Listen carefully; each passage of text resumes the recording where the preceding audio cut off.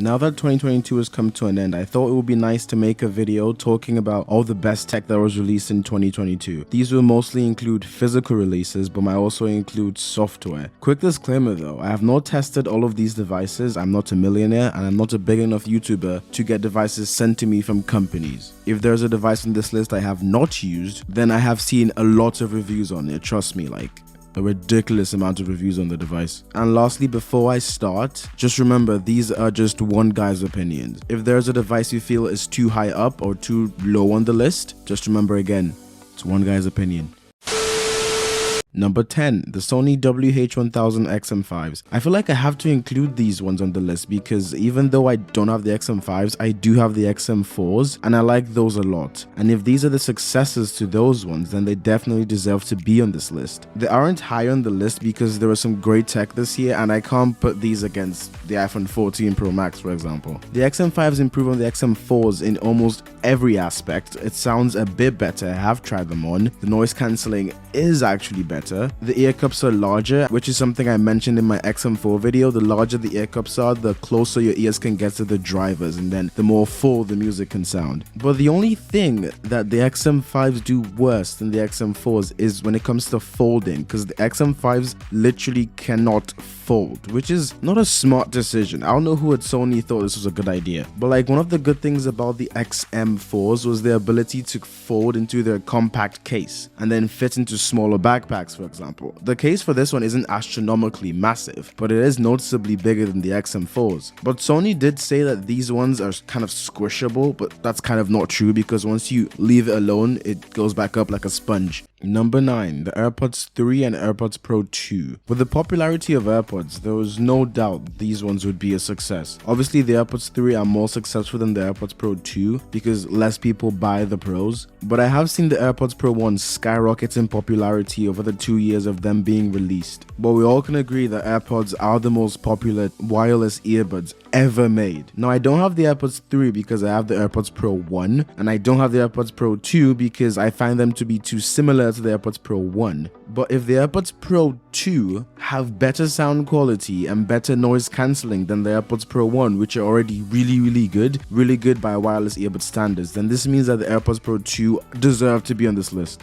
Number 8, the Samsung Odyssey Arc. This is a monitor that I don't own or use, but that does not mean I will not acknowledge how good this monitor is. This monitor is like the ROG Phone 6 Pro of other monitors. I mean, it has a 55-inch, 165Hz curved display. This isn't even a monitor at this point, it's a TV. You could actually buy this and use it as a TV, and if you go for the 55-inch model, you're definitely paying TV money. You can select what spec you want. You can get the size from as low as 24 inches to the max just 55 inches. I like the variety the Samsung gives, which is one of the things I like about the company. You can also spec the resolution, choosing between Full HD, Quad HD, and 4K, which is again, more choices, but why would you go for Full HD when you have 4K? This is a really cool monitor to have. Even the accessories that it comes with are just cool. Not just cool, but also useful. Number 7, the Apple Watch Ultra. This was a surprising product for me because from the moment it was released, I was like, this is not a device for me. I'll just go with the Series 8. The price was really repelling for me because I never had a watch that expensive and I didn't see the need for a watch that expensive. But when you look at the price of the 45mm stainless steel model, there is only a $50 difference between that one and this one. So Apple has been making watches closer to this price point before this one, because some people are making it seem like this is an astronomical price to pay for an Apple Watch. No Apple Watch has ever been this close. I mean,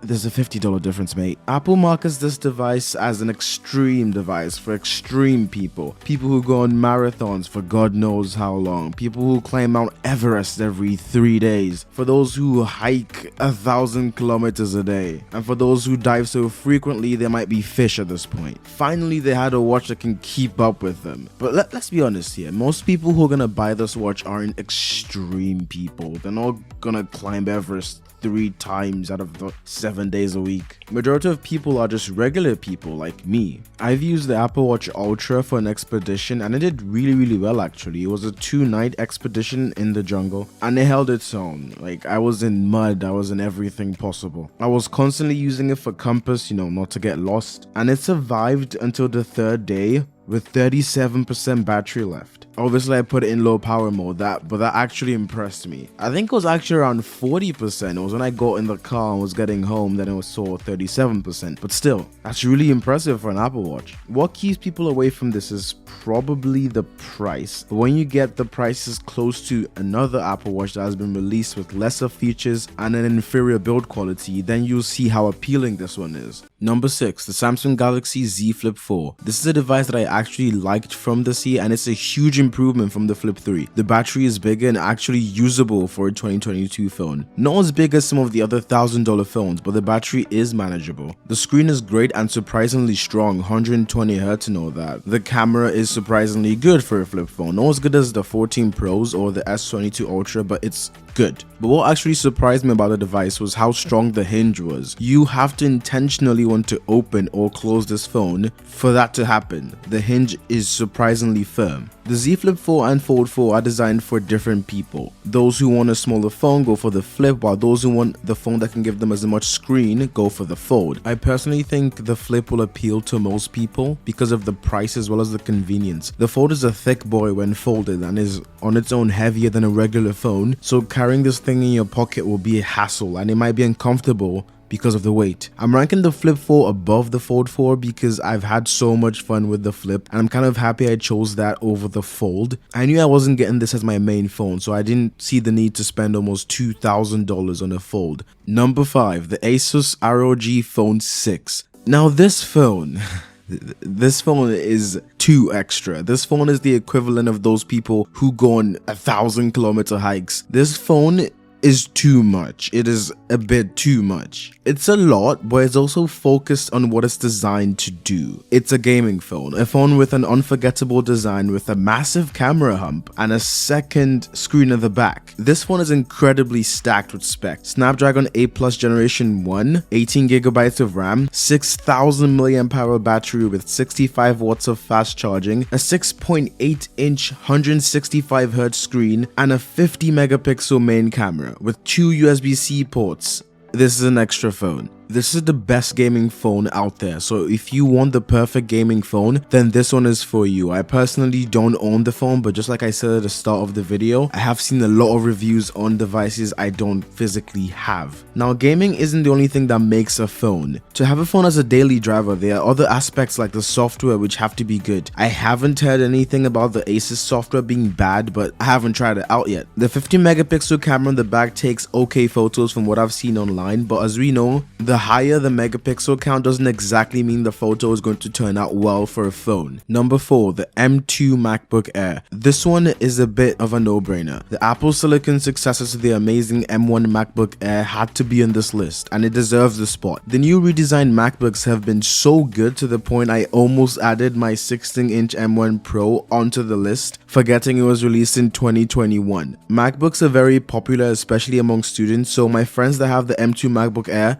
they all love it. It's unusually thin and light and super convenient to carry around, and it kind of made me want to get a MacBook Air because I've never gotten the MacBook Airs. I always get the MacBook Pros. The redesign for the MacBook Air was long overdue, but I still don't get the point of the notch. Even on my 16-inch, I still don't get the point of the notch. But the good thing is when you put apps in full screen mode, it basically goes away. The M2 MacBook Air does pack a lot of processing power with the M2 chip, and even though it doesn't have fans in it, it can still outperform some Windows computers because of how efficient and powerful Apple Silicon chips are. But if you're doing things that require a ridiculous amount of processing power, like editing 4K and 8K files, 3D animation, it might be good for you to invest in the M1 Pro and the M1 Max, or wait for the M2 Pro and M2 Max when they eventually come out. Number 3, the Google Pixel 7 and 7 Pro. These two devices should probably be the most improved devices in comparison to their predecessors. The Pixel 6 and 6 Pro that came out last year were good hardware wise, but they had many bugs to the point that people were giving up on their Pixel 6 and 6 Pros. It took so many updates for the phone to become stable. Huge tech YouTubers like MKBHD made entire videos talking about how buggy the software in the Pixel was. These two Pixels are a hit with people because because after reviewers put out their videos saying good things about it, obviously this increased the sale, but when people actually went out and bought the phone and stopped getting the glitches, they would obviously tell other people, and it grew via word of mouth. This is a result of a company actually listening to their customers and learning from their mistakes. People complained about the glitches, now the software is better. People complained about the fact that the Pixel 6 had a garbage fingerprint sensor, and they fixed it. The regular Pixel 7 is probably the best $600 phone you can get. It has the same chip as the $900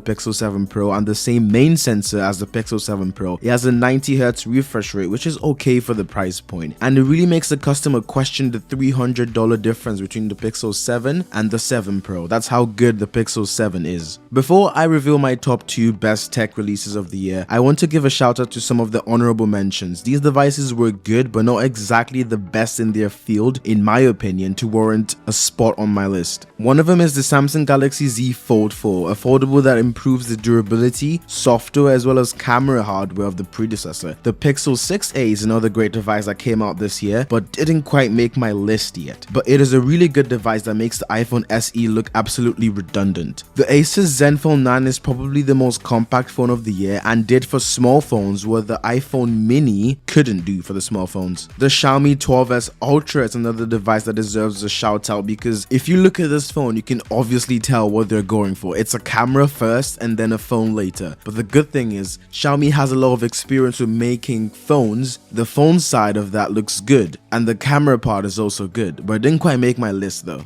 Number 2, the iPhone 14 Pro Max. I know some of you expect this phone to be the winner of this category and have the number 1 spot. The only reason this device isn't higher or number 1 is because it looks so similar to its predecessor. It is really similar to the 13 Pro Max. Like honestly, apart from the dynamic toilet bowl, you can't even tell if it's a 13 Pro or 14 Pro. Everything else in the phone is good. The photos that come out of the camera are excellent. The camera app is simple, and certain times that's a positive, because with the Samsung camera you can get lost in there. The iPhone 14 Pro Max is such a good phone that it's hard to talk about it for a long period of time, because yes, it is so similar to the previous phone, but most of the time that's a good thing, because if the design still works, you don't really have to change it, but it's just getting a bit repetitive now. Again, the camera is amazing, the photos are good, but videos blow the competition away. In fact, the current camera for this channel is the 14 Pro Max, and I use that for my XM4 video review, and I could see an improvement in quality compared to my older videos. Now for my number 1, my best tech release of 2022.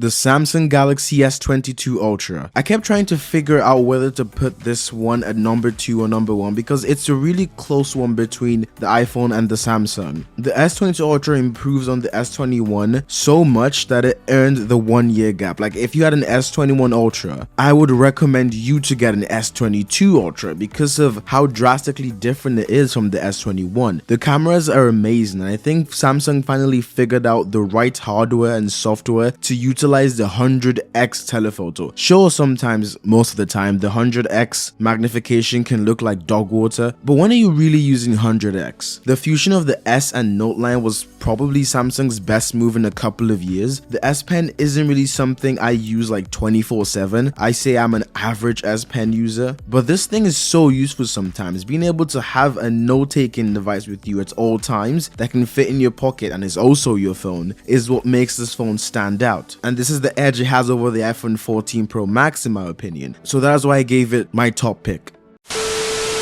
Just like I said at the start of the video, this is just my own list. This is just me stating my favorite releases of the year. The ranking is subjective. If there's a device you didn't see or I didn't mention, feel free to put it in the comment section. That's all from me. See you in the next video.